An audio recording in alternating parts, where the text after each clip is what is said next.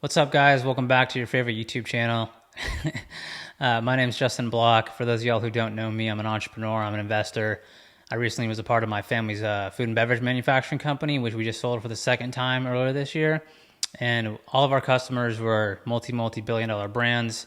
And I think I learned a thing or two about the one thing that I wanted to talk about in today's video, which is sales.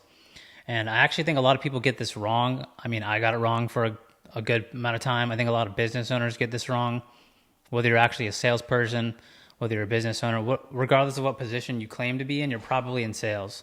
And so I wanted to tell you a little story real fast. So I flew up to a large customer in New Jersey. This is like my first year into business. I was like 6 months in, so I was really more of a shadow versus a salesperson. And so I flew up there, and we came with 3 products that we thought would be really, really good for their product. So we were selling an ingredient into their product.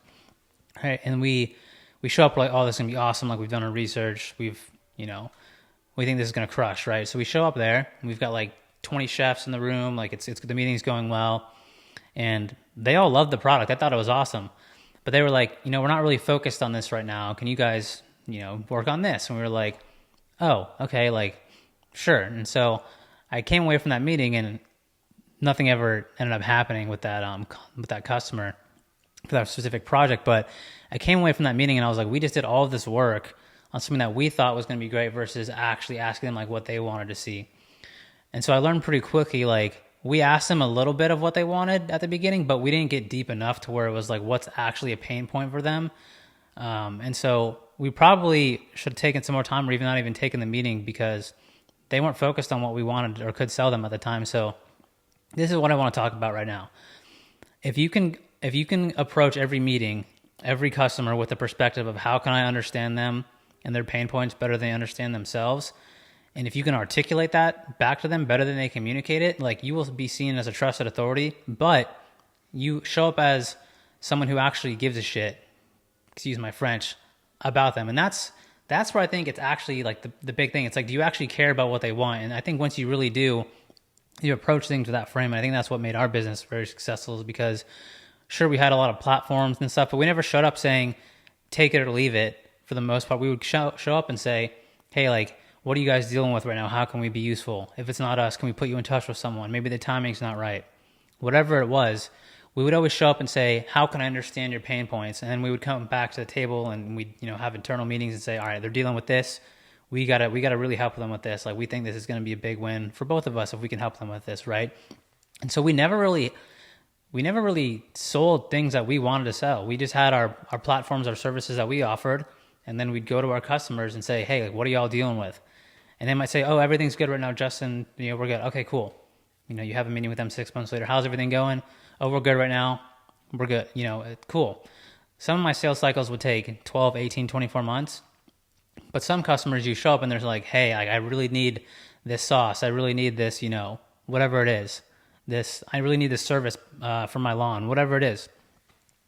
If you can show up and understand, like, hey, like, all right, I can do this lawn service for you, but like, I might want to cut their trees because I know I make more money off of the margins off the cutting the trees versus spending all that time cutting their grass. The trees are a lot quicker. I can make more money, but their trees might be fine. And you show up and you say, I want to cut your trees. And they're like, no, I don't need that. I want you to cut my grass. If you're the smart person, you're going to say, okay, I actually care about what this person wants. I'm going to cut their grass. This is a long-term customer mind. I'm going to do what they want, not what I want. And sometimes it might not work out. You might say, hey, I can't do it for whatever reason. But for the most part, if you can show up in the frame of like, I want to do good by this person, my dad always used to tell me, do the right thing and the money will follow. And I think this is just that. And I think a lot of people get this wrong because they think like, oh, I got the best services in the world. I got the best product in the world. And then you want to just go blast it in people's faces and sell it to them. But like, people might not want it. It might not be a pain point for them. They might not resonate with it, whatever the reason is. But if you can show up and you can say like, hey, this is who we are, tell them a little bit about yourself, but then ask them. Like, you're listening a lot more than you're talking, and you're saying, what do you think about our product or service? Like, what are you dealing with? What are your challenges? What are your pain points? How can I help you? You're going to get so much further. And every time I did that, man, things got way better. We started getting way more leads. Our initial opening meetings went a lot better. Customers were a lot more interested. And again, I'm just speaking from personal experience from myself there, but like, that was the basis of our business. We actually base our business off that. Where it's just like, hey, like we've got platforms, we've got products, we've got services, but I'm only going to sell you what you want, what you need, and if the timing's not right, that's fine too. We'll still be here.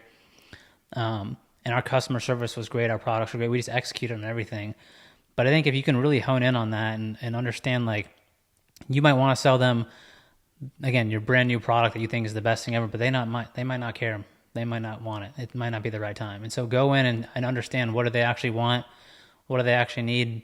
Understand them and their pain points better than they understand themselves, from a psychological perspective, from a business perspective.